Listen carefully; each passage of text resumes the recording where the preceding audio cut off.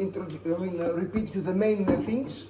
The first thing is that when we discuss about earthquake engineering, most of the times, 99% of the situation, you are going to do dynamic calculations, not static calculations. There are some static calculations in the Eurocode, but for specific cases. So we said that the definition of a dynamic calculation is the calculation that if some of the forces equal random. so you take into account the term mass times the acceleration. So because you take into account the term mass times the acceleration with a second order differential equation, because you have the second derivative with respect to time. So this changes everything. In statics you have a linear equation, k times u equals to f. In dynamics or in earthquake engineering you have the mass times the acceleration. The next thing that we have seen, okay, I'll go very quickly, but the next thing that we have seen is that if you simulate a simple, if your model is a simple oscillator, that means a 1 degree of freedom system, you end up with this equation, where this term here tells you that you are in dynamics. If you put this out, you are not in dynamics. If you have the influence of time, this we call it transient. If not, if you don't have the influence of time, you have k times u equal to p, and this is what is called a pseudo time. So it's not a time, like you do a calculation with different steps, but if you apply the loading less fast or more fast, the result will be exactly the same, because there is no time in the computer. So sometimes the people that do the modeling called it a pseudo time, so it's a word that means nothing. Actually, there's no time. But you can have this case where you have the influence of time, and this is a transient calculation. But in dynamics, the important thing is this. So we have seen that for the case of an earthquake, because we're doing earthquake engineering, this p as a function of time, for the case of an earthquake, is the mass of your oscillator times the acceleration of the soil.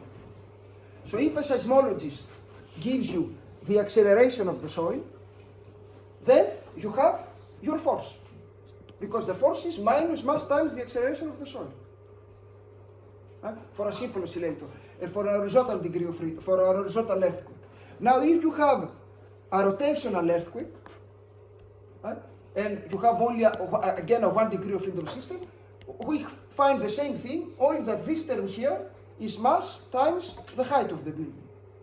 So generally speaking, the earthquake, for the case of a simple oscillator, is the acceleration of the soil times something that represents mass, moment of inertia, but you have here a constant value, or constant, I don't know, you have here this value. So, finally, at the end of the day, the question is, because you know now the equation, how you solve it? And what it means solving the equation? It means you have to find the displacement, the velocity, and the acceleration of the mass as a function of time. And if you do this, you can do a nice video where you see your oscillator, how it works. And we have said that, what are the methods to solve this equation for a simple oscillator? Who remembers?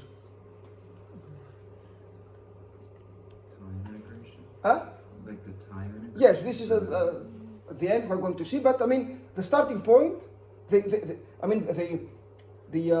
first idea that someone has to have in mind is to solve this analytically, using mathematics. So this, you can do it if this force has a very simple form. For example, if it is constant, or if it is a cosinus, or if it is a sinus. Okay? You can solve this. You have to identify the particular solution, the complementary solution, the sum of the two solutions. So this is your course of maths will give you the solution here of the problem. Now, what happens if the loading is more complicated? If it is an harmonic force, how we solve the problem? If it is a cosinus plus a sinus plus a tangent plus whatever you want, how we can solve this?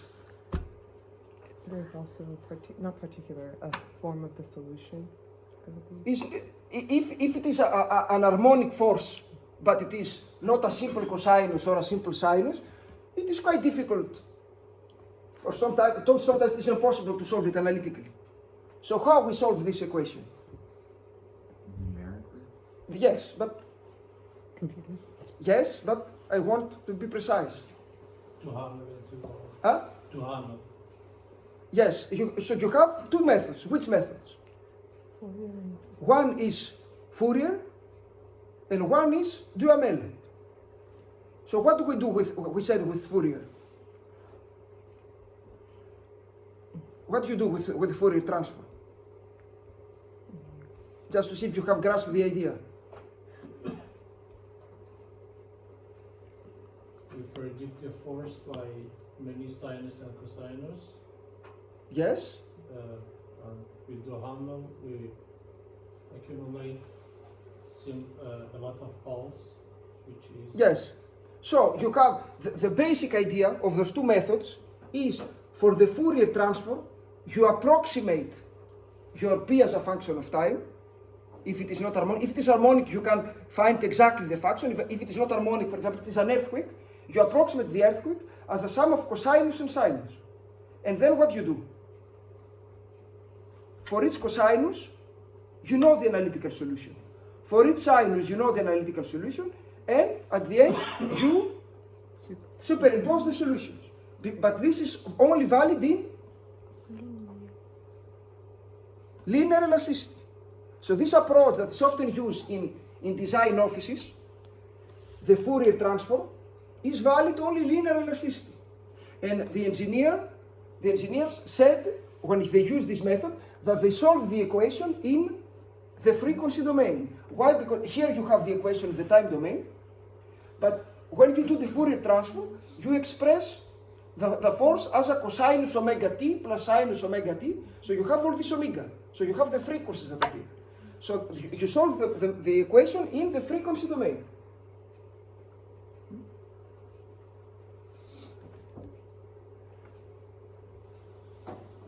The other way is to use the Duhamel integral.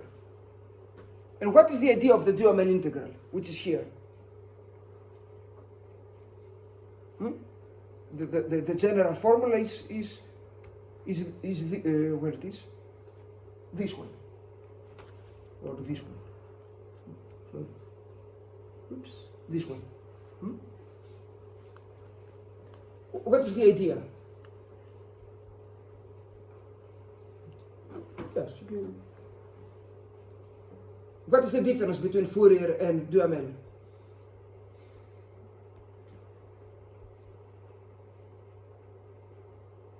No one? If you do not grasp this idea, I can ask those questions in the exam. It will be a pity to not have 1 point. I mean, this is, it's easy. If you have understood the idea, there's nothing to learn by heart. What Duhamel did? He approximated the force, not as a cosinus and sinus, but as a pulse loadings. So a series of pulse loadings. Pulse loading is a loading which is like a Dirac. It is at the beginning it is 0, in a very small increment of time it goes very big, and then it goes again to 0. So for this type of loading, he was able to find the analytical solution. And then he said, as Fourier, you understand that if I give you a very complicated P as a function of time, you can approximate it as a pulse, as many pulse loading. I mean, you understand, sorry, but you can do it like this.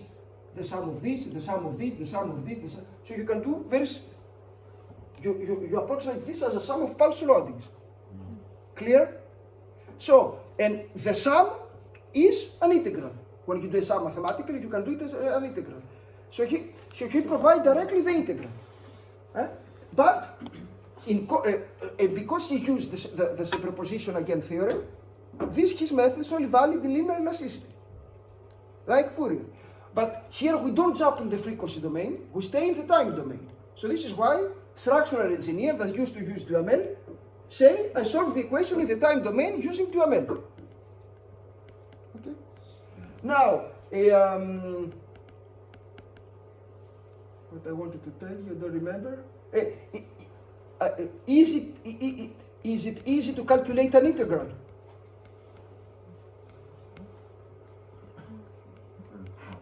With the computer is this is the nice thing. With the computer it's extremely easy. Because the computer calculates this integral approximately, this is the problem, but by doing the sum of the surfaces. So with one line of code on Python, you can say this is my integral, this is the force, so you can link it with an Excel file where you have the force as a function of time, and you can say to the computer, calculate approximately this integral with the trapezoidal rule, and you get the displacement. You get the displacement, you can derive it, you can get the velocities and the accelerations. So it's 3 lines of code, and you solve your simple oscillator.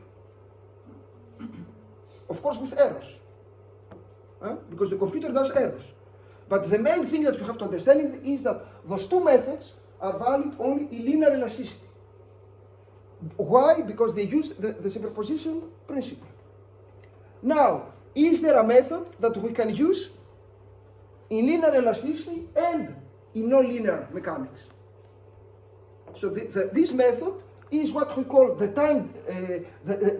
direct time integration schemes that were introduced by Newmark. And why those methods can be used in nonlinear mechanics?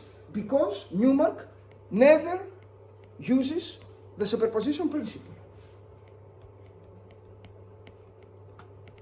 And this is where we have stopped, no? Okay, so what Newmark said, we said that the basic idea of Newmark is to do what? Discrete times and non-linear. So to discretize time. And what means discretize time? Like specific. Specific points, so that means that Newmark abandoned the idea of being able to solve the dynamic equation for every time t. He said that this is impossible. Very complicated. It's impossible to do it for very complicated logics. What we can do, we can solve in an approximate way the dynamic equation at t1, t2, t3, tn. Between, I cannot do anything. This is the starting point. So Newmark decided to discretize the time. As you do in statics you discretize the space. You have a shear wall, you put finite elements, so you discretize your shear wall because all your shear wall, actually you solve the static equations only at the nodes of your finite element. Between the nodes, you use what we call the shape functions, so interpolation. The same thing did Newmark. So at that time, it was quite complicated to have this idea because that was before the computers. So now everyone is thinking about discretization. But at that time, there were no computers. So Newmark did not develop his method for a computer. And between the 2 times, he decided to do an interpolation. And for example, if you know the acceleration here and the acceleration here, you can do an interpolation. You can say, for example, that between this acceleration and this acceleration, the variation is linear. Or you can say there is no variation, the average acceleration is constant. Or you can use another polynomial. This is the basic idea. Of course, which is something that's said here, the interpolation that you are going to use, the choice that you are going to use for interpolation, will influence your results. And sometimes the method will be good for you, sometimes it will be not good. So I see many people that look on the computer and in their phone, probably without paying attention to what I'm saying. So my first question is this course mandatory or not? You have to be there or not? If it is not mandatory, you can please go and take a coffee. I have no problem. Okay? So if you won't follow the course, no problem with me. Okay? So I continue. So what said Newmark? Newmark said, I know the dynamic equation at time t1. I want to satisfy it at time t1, and I want to satisfy it at time t2. And between the two, I will, I know the accelerations I can do an interpolation. So if you've put those ideas inside the dynamic equation at time t1 and at time t2, you will end up with those two equations that Newmark proposed. Now they are in a condensed form. But I'm going to explain you what they mean. They mean that if at time I, you want to calculate, at time I plus 1, you want to calculate the velocities at the time step I plus 1 are equal to the velocities at the step I plus 1 minus gamma.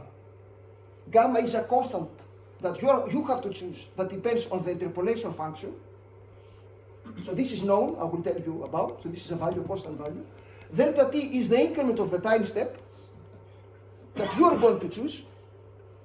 In earthquake engineering, what you do, the seismologists give you an Excel file where you have the different recordings of the time step and the acceleration of the soil, of the accelerogram. So you have at 0.01, the acceleration of the soil is this. At 0.02, the acceleration. So you read what is the delta t, and you put the delta t here. So this is known, again. The acceleration at the step I, so this is known. You start from the step I, you want to go at I plus 1. So you know everything that it is at the step I. So this is known. This is known, this is known, this is known, this is known, this is known. This is not known in this form of the equation. Again, if you want to find the displacements at I plus 1, this is known. You know this is beta is like gamma, is a constant that depends on the interpolation function. This is known, or this is not known. Now, in numerical methods, you do courses on numerical methods or not? Not this year? Not an entire course just on numerical methods. You have a specific course on numerical methods or not? No?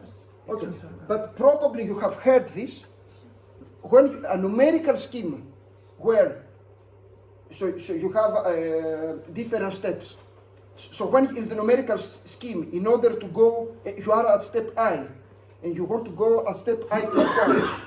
If you want to do this, and the equation that you have all the information at step I, but you are missing some information at I plus 1, this scheme is called implicit.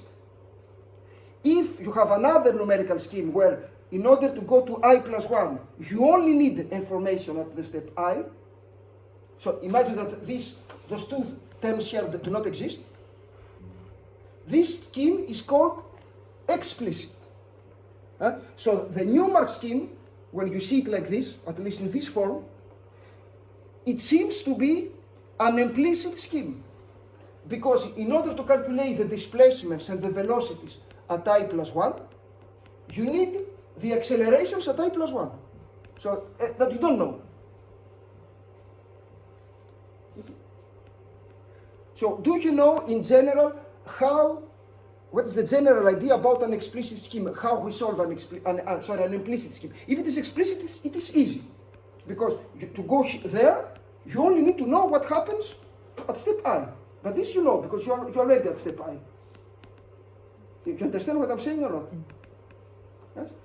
But for an implicit scheme, to go there, you have to know what happens at I, okay? And you have a variable or two variables or three variables at I plus 1. So how the computer goes out of this loop, which seems to be impossible? Guess and check. So the general idea about the implicit schemes is that you don't know a value, you suppose a value. So you say, okay, what is missing? The acceleration. Let's suppose that the accelerations at I plus 1 are equal to 0. And then you have all your equations, and you find an equation where you can recalculate, using the equation, the acceleration. So if the acceleration at I plus 1 that you calculate is very far away from the supposed value, then the computer has to go back and to suppose another value. So you have to do iterations inside your step. Huh? This is how the implicit schemes works. You have a value that you don't know, you suppose some values, you recalculate those values, and then you see if the hypothesis that you have done is very close to the values that you have calculated. So to do it more practical, if you have an explicit scheme, you are in front of a computer, you are going to see for an explicit scheme. Step 1, calculations. Step 2, calculations. Step 3, it goes very fast. An implicit scheme, the computer will tell you. Step 1, iteration 1, iteration 2, iteration 3, convergence. Step 2, iteration 1, iteration 2, convergence. So the implicit schemes, in general, are much more slow than the explicit schemes. The problem with the explicit schemes, however, because nothing is, there is not the best method for all the problems that you can have. The problem with the explicit schemes is that most of the time, they can be unstable. And unstable, do you know what it means in numerics? It doesn't converge. No. Goes to infinity. No, not necessarily. How do you understand the word stability? Mathematically, or okay, maybe even in engineering. The value stays in the place you expect it to stay. Stability. Okay, I will do it. Say it very simply. Because normally, I have to check the. There is a clear definition, a mathematical definition, but also in numerics. But in order to check if something is stable in engineering or in mathematics or in numerics, the idea is what? You apply a small variation on the input, and you have to calculate the response, and normally you will have to get a small variation on the output. This is what it means stability. If for a small variation on the input, you have a very big variation of the output, this is something which is unstable. In civil engineering, you go on a building, you increase a little bit the force, and then the building collapses. This is a stable building. In numerics, this is the same thing. What it means unstable? It means that you have an explicit scheme. You do a calculation with Young modulus equals to 30 gigapascal, and you get a result. And I will do the same calculation with a Young modulus equals to 30,24 megapascal. And I will get a result which is completely different from yours. This is a scheme which is unstable, so the result is wrong. Okay? So the problem with the explicit schemes is that they can be unstable. But the advantage of the explicit schemes is that most of the times they are much faster than the implicit schemes. Okay. So in this here general formula of the Newmark scheme, you have the feeling. If you see those equations, you may say that the scheme is implicit. Only that you are going to see. This is why I have two transparencies there. That for a single oscillator, as it is the case here, the Newmark scheme, we can change those equations, we can bring them to an explicit form. Now, for a multiple degrees of freedom system that we are going to see after, you are going to see that the Newmark scheme can be implicit or explicit depending on beta and gamma. But here you are going to see right after 2 or 3 transparencies that this scheme, when you have a single oscillator, is explicit. We can find this thing here. You follow me a little bit or not?